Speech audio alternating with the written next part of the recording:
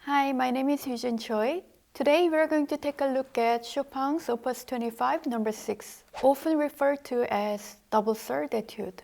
It is written so that the right-hand passage is in double third throughout the entire piece without a single exception. This alone makes it a formidable technical challenge, but what is even more demanding is the smoothness and delicacy of the expression that this piece requires. For me personally, this etude has a certain haunting quality. Especially in the opening, I imagine autumn leaves swept away by a chilly breeze. There is a sense of regret for days gone by, fleeting memories of sweetness, and sudden surges of turbulent emotion. The beauty, sophistication, and bittersweet lyricism of this work is too exquisite to be called merely an exercise. In my opinion, this musical impression comes merely from the role of the left hand.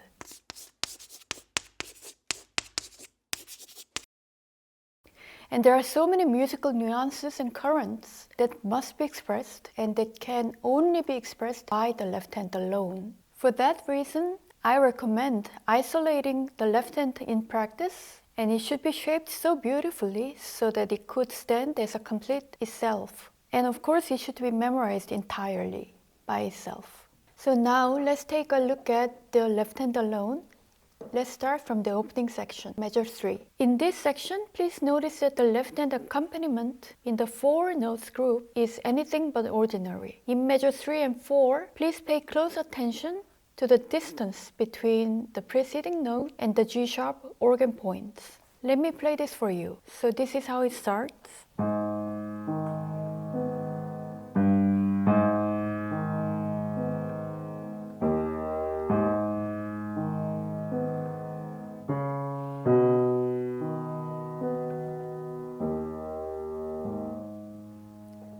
Well, I played it quite slowly, and I played it also with pedal. Let me try this again without pedal and a little faster tempo once again.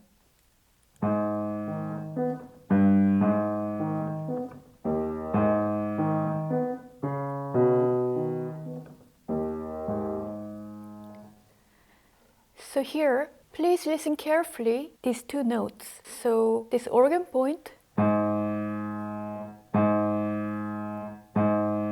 G-sharp repeats, and the preceding note.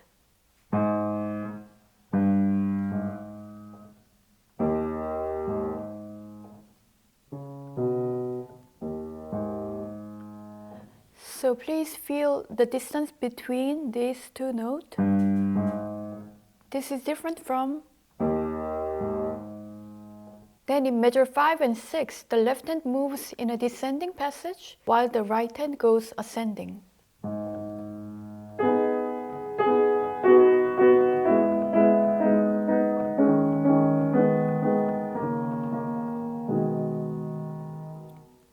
So in this passage here, the left hand should do the crescendo while the right hand does the crescendo. And here, please be very careful with the pedal. With the right hand, this is how we usually pedal.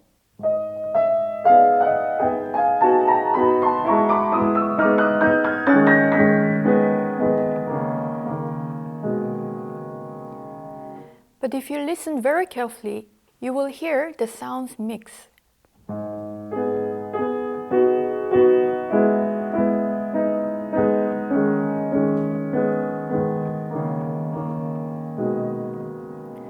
So instead of that, I would recommend changing pedal differently. So you can try this. Change pedal when the chords change. So this is what I mean.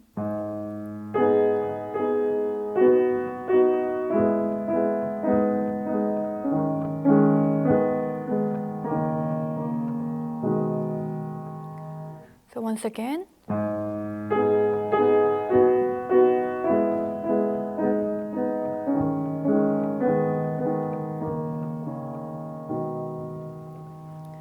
Then you will hear that there is no blurry sound anymore. So please be very careful with the pedal to maintain clarity and transparency. Okay, we're going on to the measure 11. Here, it seems to be a slight sense of tension. Let me play the left hand on the measure 11.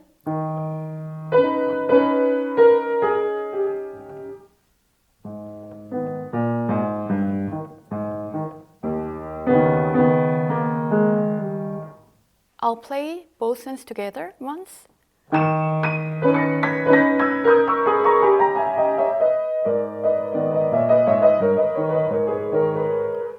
So when I play the left hand alone,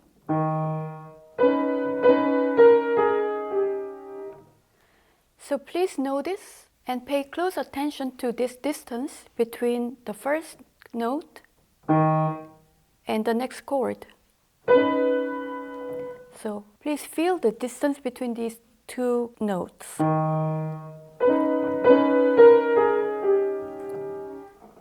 So when the distance is big, obviously you need to take time. So it's not like,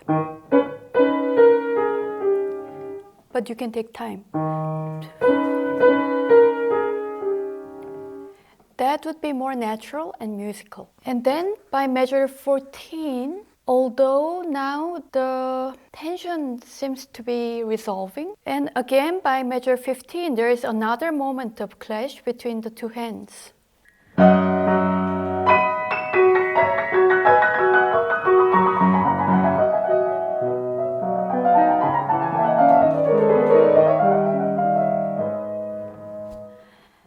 So at this measure 15, please pay attention to the left hand melody line, which goes like this.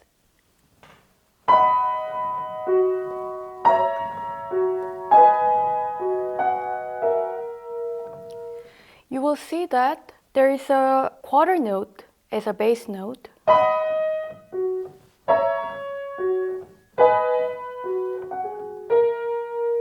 Of course, with finger alone, it's very difficult to take, so that's why I use pedal now. So what you should be listening to is two lines. That is one line that you should be listening to, and the other line is the bass. So you should listen to both lines.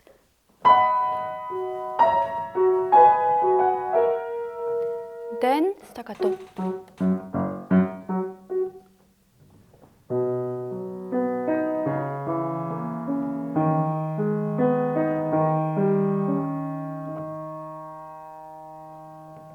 Okay, and comes now the repetition from the opening. And let's jump to measure 27. Here it says at measure 27, leggerissimo, which is leggero and its best form, so very leggero.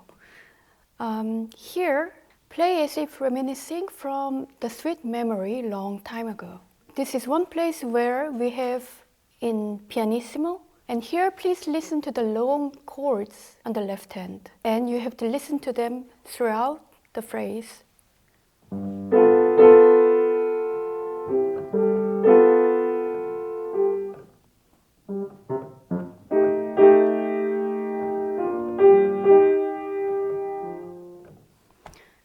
So here, this long phrase should be taken care of until the end of the phrase. Please listen to them very actively. Okay, so this covers about it. So that's about the left hand. And now we will take turn and take a look at the right hand.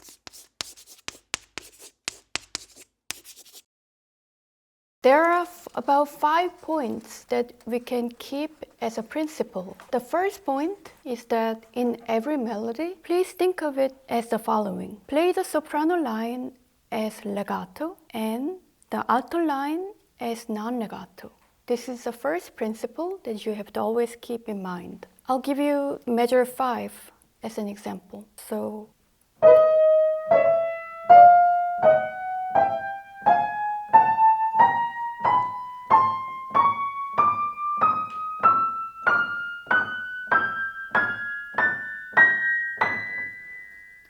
I played it now very slowly just so that you could hear the distinction between the legato and staccato.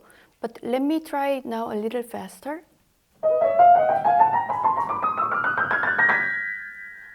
So when you play in faster tempo, also I was just doing exactly the same thing. I kept the upper line legato, but the lower line non-legato. So this is the first thing that you always have to remember. And second point, please lean about 70% of your arm weight into the soprano voice, while letting the alto voice about 30% only. Let me play the first two bars. So this same figures.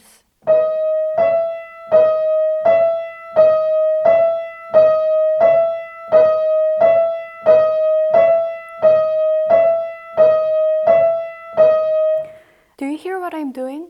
Of course, I was doing the same thing as the first principle. So I was keeping the soprano line for upper line and alto non-legato. But on top of that, I was doing forte on the soprano and pianissimo on the alto. So once again,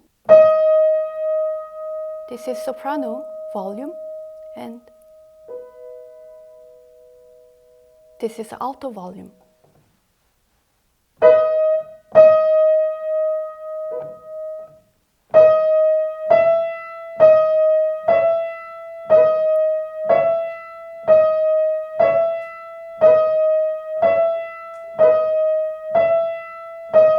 I'll give you also as an example, measure number 9.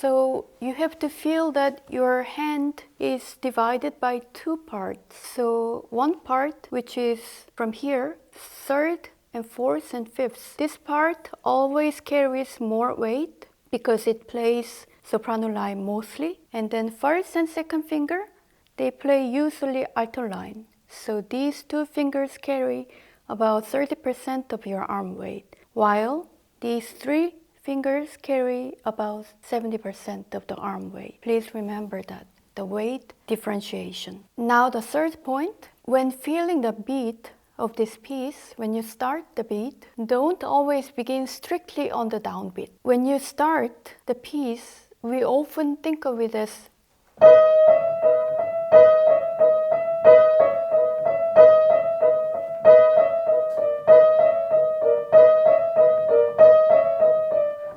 we start right on the downbeat. But instead of starting on the downbeat, please start slightly offbeat. So starting, let's say, in this 4 notes group, start from the second beat of the group. For example, not from the first beat, but from the second note of the group, like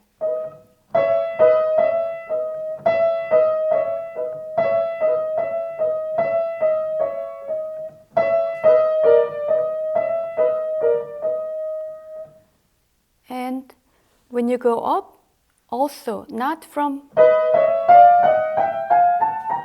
but from the second note.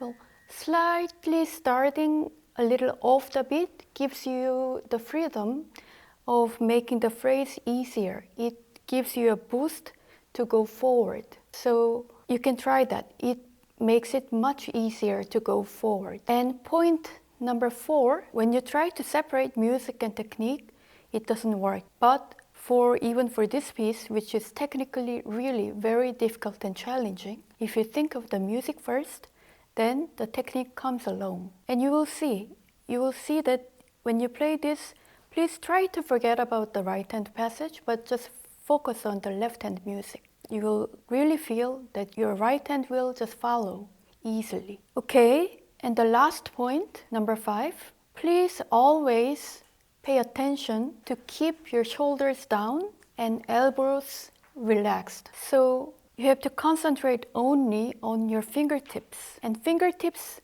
should carry weight, but not your shoulders and elbows. Okay, these are 5 principles in playing this piece.